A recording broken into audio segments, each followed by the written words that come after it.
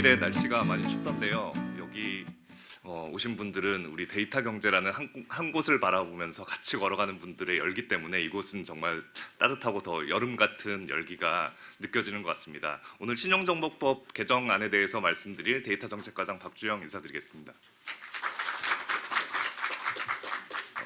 신용정보법 개정안의 입법 취지를 한마디로 말씀드리면 데이터 경제로 우리가 나아가기 위한 디지털 고속도로를 까는 것입니다. 그림에서 보는 것처럼 데이터 경제, 초연결 사회, 플랫폼 경제로 나아가기 위해서 신용정보법이 고속도로를 만들어 가겠습니다. 이를 위해서 세 가지가 필요한데요. 첫 번째는 빅데이터 활용을 위한 제도적 기반을 마련하는 것, 그리고 신산업의 플레이어들을 육성하는 것, 그리고 정보 보호를 내실화해서 안전하게 데이터를 사용하는 것입니다. 이 데이터 경제 전환을 위한 국제적 트렌드를 좀 살펴보면요. EU는 GDPR을 통해서 정보 보호를 하면서도 익명 가명 정보 개념을 도입했습니다. 또한 BIS나 FSB에서는 빅테크 기업이 금융 쪽에 들어오는 것에 대한 금융 안정적 측면에 대한 고려가 필요하다고 말을 하고 있습니다. 또한 영국 재무부는 디지털 시장에 있어서의 정보 독점에 대한 걱정도 하고 있습니다. 신용정보법은 EU GDPR을 많이 반영을 해서요. 신용정보의 보호와 활용의 균형을 이루고요. 또한 빅테크 기업들이 신용정보 그리고 금융 쪽에 들어오는 데 있어서 어떤 기회와 경쟁적인 측면을 고려하였습니다. 또한 시장 지배력과 독점에 대한 문제를 해결하기 위해서 진입 요건을 완화한다든가 데이터 바우처 지원 이런 것들을 통해서 정보 독점에 대한 문제도 고려를 하여서 제정하였습니다. 여러분들의 그 신용정보법 개정에 대한 바람을 반영하기 위해서 표를 하나 만들어봤는데요. 2018년 11월에 김병욱 의원이 대표 발의를 해서 법안 소위 통과하는 데까지 1년이 걸렸습니다. 그리고 법안 소위가 통과하고 나서부터는 여러 가지 어려움이 있었지만 이 2달 만에 비교적 일사천리로 진행이 돼서 법안이 통과됐고 다음 주에 국무회의에서 공포가 될 예정입니다. 네, 신용정보법 개정안에서 제일 중요한 내용은 개인정보의 개념 중에 가명정보의 개념을 도입한 겁니다. 가명정보라는 것은 추가적인 정보의 사용 없이는 특정 개인을 알아볼 수 없도록 조치한 정보입니다.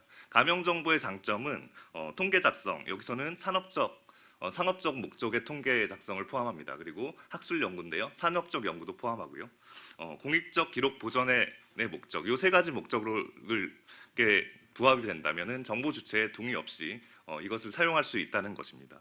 이러한 가명 정보의 개념이 저희 핀테크 기업들이나 금융업계에서는 많이 이해가 됐는데요. 저희가 다른 부처와 이제 논의를 하면서 복지부나 어떤 국세청 이런 쪽에서도 가명 정보의 개념이 그 부처에서도 좀 확립이 돼서 그쪽 정보도 가명 정보 쪽으로 좀 이용이 될 수 있도록 또 협의를 하고 있습니다. 그 다음은요, 데이터 결합입니다. 데이터 결합의 법적 지원 근거를 마련했습니다. 이 데이터 결합은 이제 가명 정보 활용에 있어서 어떤 성과를 낼 수 있는 핵심적인 개념인데요. 여기서 데이터 결합에 있어서 이제 중요한 부분이 데이터 결합을 했을 때의 신뢰도입니다. 그래서 당분간은 국가가 지정한 공공기관 위주로 데이터 결합을 허용할 예정입니다. 그런데 앞으로 우리가 여러 가지 이제 상황을 보아가면서 이 데이터 결합 기관도 점차 확대할 예정입니다. 그리고 무엇보다도 중요한 게 이 정보를 안전하게 사용할 수 있는 부분입니다. 안전하게 사용할 수 있도록 가명 처리 정보가 재식별될 경우에 정지한다든가 삭제 의무 이런 것도 부과를 했고요. 그 다음에 고의 재식별의 경우에는 형사처벌까지 마련했습니다. 여러분들이 다 아시고 뭐 조금 우려하시는 분 정도로 우리나라의 그 데이터 보호에 대한 처벌 기준은 전 세계적으로 가장 강한 수준입니다. 다음으로는 신용정보법 개정안에서 신용정보 산업의 산업 규제 체계를 정비하였습니다. 첫 번째로 말씀드릴 것은 신용조회업이 하나 통으로 허가를 받아야 됐던 것을 쪼갰습니다. 개인 시비 그리고 개인 사업자 시비 그리고 기업 시비 이 세 가지로 분류를 했고요. 또한 새로 만든 게 나중에 자세히 설명드리겠지만 마이 데이터 산업을 새로 만들었습니다. 여기서 중요한 것은 개인 시비 중에 비금융 시비라든가 기업 정보 조회업이라든가 마이데이터 산업의 경우에는 기존에 50억 원인 자본금 요건을 5억으로 낮춰서 쉽게 진입할 수 있도록 하였고요. 또한 금융회사의 출자 요건도 넣지 않아서 많은 핀테크 기업이라든가 일반 산업 쪽에서도 진출할 수 있도록 변경한 것입니다. 이렇게 규제를 정비해서 많은 플레이어들이 그 실용정보업 그리고 빅데이터 산업에 들어올 수 있도록 하였는데요. 그 플레이어들을 지원하기 위한 인프라를 세 가지 소개하겠습니다. 먼저 첫 번째는 금융 데이터 개방 시스템입니다. 이것은 신정원 크레디비를 통해서 이루어지고 있는데요. 신정원 크레디비는 샘플링 신용정보에 대해서 분석을 하기 위해서 신용정보원에 원격 접속을 해서 이것을 분석해서 데이터 분석 결과를 가지고 나가서 활용할 수 있게 하는 시스템입니다. 현재 작년에 기본 DB가 구축이 됐고요. 기업 DB가 하반기에 구축이 됐고 올해 3월에는 보험 쪽 DB도 개방이 될 예정입니다. 그리고 하반기 이후에는 맞춤형 DB까지 개방이 될 예정입니다.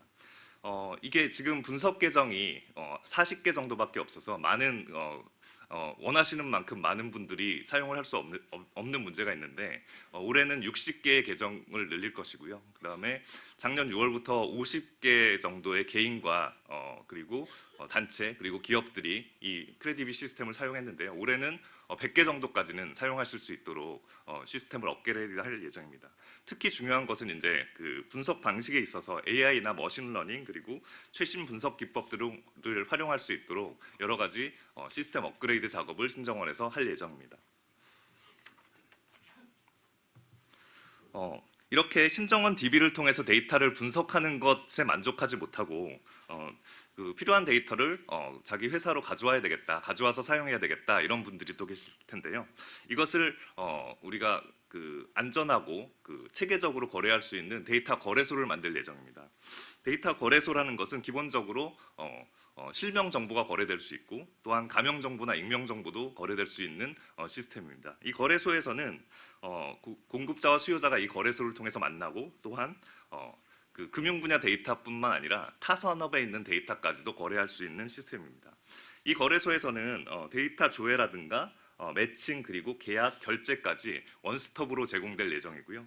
또한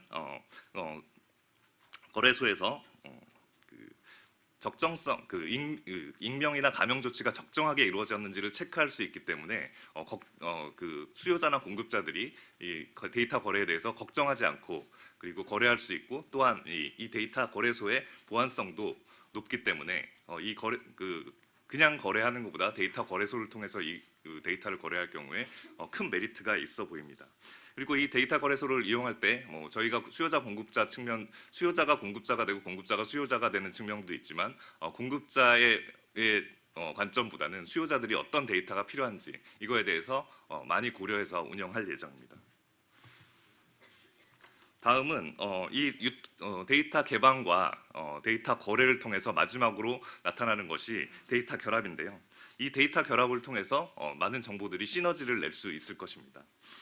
데이터 결합을 할 수 있는 저희가 전문 기관을 지정하겠습니다. 아까 말씀드렸듯이 많은 기관들이 데이터 결합을 하면은 산업적으로는 좋지만 정보 보호에 대한 우려 이런 것을 우리가 감안해서 국가가 지정한 데이터 전문 기관을 도입해서 데이터 컨설팅이라든가 교육이라든가 데이터 결합 그리고 그 익명성에 대한 적정성 평가 이런 것들을 할 수 있도록 하겠습니다.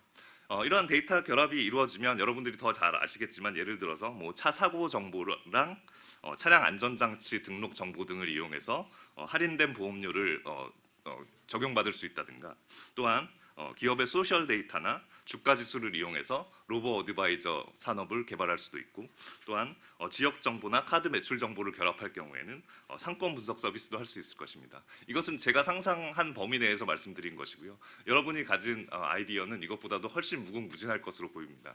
여러분들이 이 데이터 결합을 통해서 많은 그 데이터 경제의 소재들 그리고 그 재료들을 만들어내실 수 있도록 도와드리겠습니다. 다음은 여러분들이 가장 관심이 많아 하는 마이데이터 산업입니다.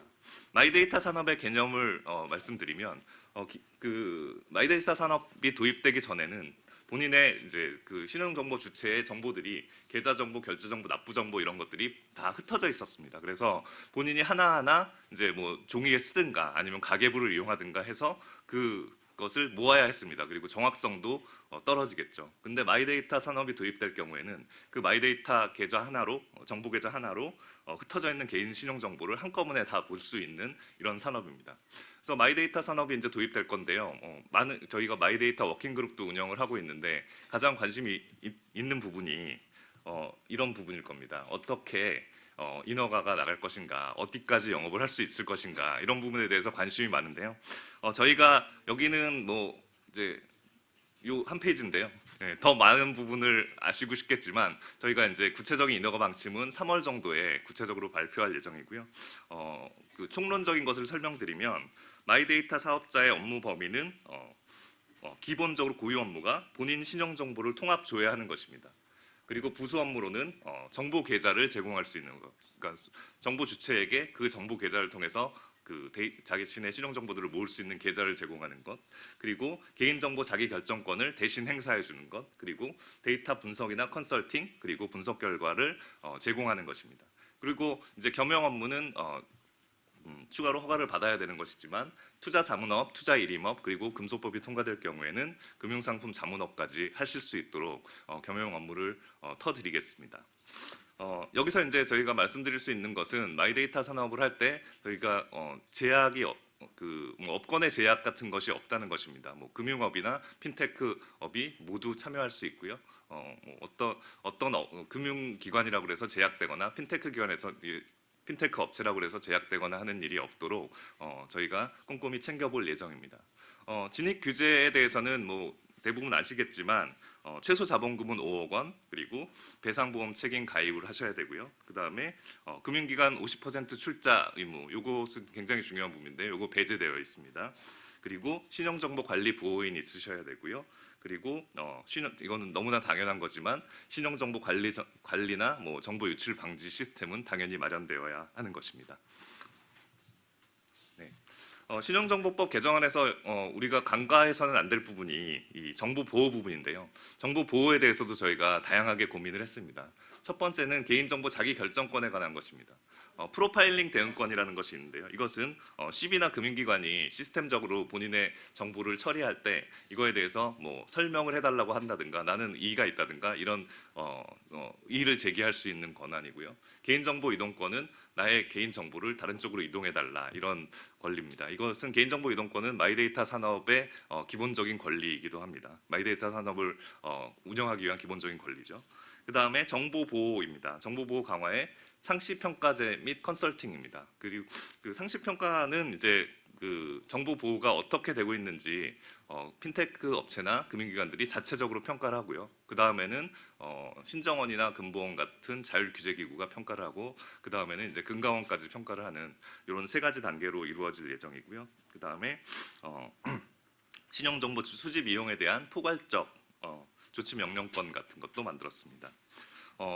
다음 페이지에서 상세하게 설명드리겠지만 정보 동의서를 단순화하고 시각화하는 것, 그리고 동의서 등급제를 통해서 소비자가 이 동의를 얼마나 신경 써서 동의를 해야 되는지 이런 것을 알 수 있게 만드는 것들도 만들었습니다. 그리고 세 번째로는 개별 동의 여부 선택이 가능해지도록 개선하는 것인데요. 지금 다음 페이지를 보시면 동의서를 하나 보여드리겠습니다.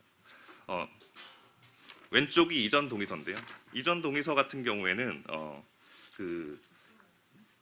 여기 목적이 뭐 첫 줄에 한꺼번에 써 있습니다. 이런 목적이 뭐 예를 들면 서비스 소개, 판매, 판촉 행사, 시장 조사 및 뭐 상품 개발 연구 목적에 대해서 동의하시겠습니까를 한 번에 이제 무더기로 동의를 하게 되어 있었는데요. 오른쪽에 이제 보시면 첫 번째로 딱 봤을 때 산뜻하다고 느껴지실 것입니다. 시각화한 거고요. 두 번째로 죄송한데 좀 짧게 네, 좀 거의 다 정리해주셨으면 있습니다. 예, 동의서가 이 동의가 네 칸으로 되어 있죠. 목적별로 되어 있습니다. 목적별로 동의할 수 있도록 되어 있습니다. 네. 다음으로는 컨설팅 지원입니다. 이 상시 평가를 받기 위해서 많은 업체들이 걱정을 할 텐데요. 이게 내가 평가가 제대로 받을 수 있을지 없을지 걱정이 많으실 텐데 이것을 도와드리기 위해서 신정원이나 금보원이 컨설팅을 돌아다니면서 해드릴 예정입니다. 네. 마지막으로 저희 한 말씀을 더 드리면 제가 뭐 너무 간략하게 말씀드려서 궁금한 점이 많으실 텐데요. 1, 2월 중에 법령에 대한 구체적 내용에 대해서 설명회, 간담회 등도 개최할 예정입니다. 이상 발표를 마치겠습니다. 감사합니다.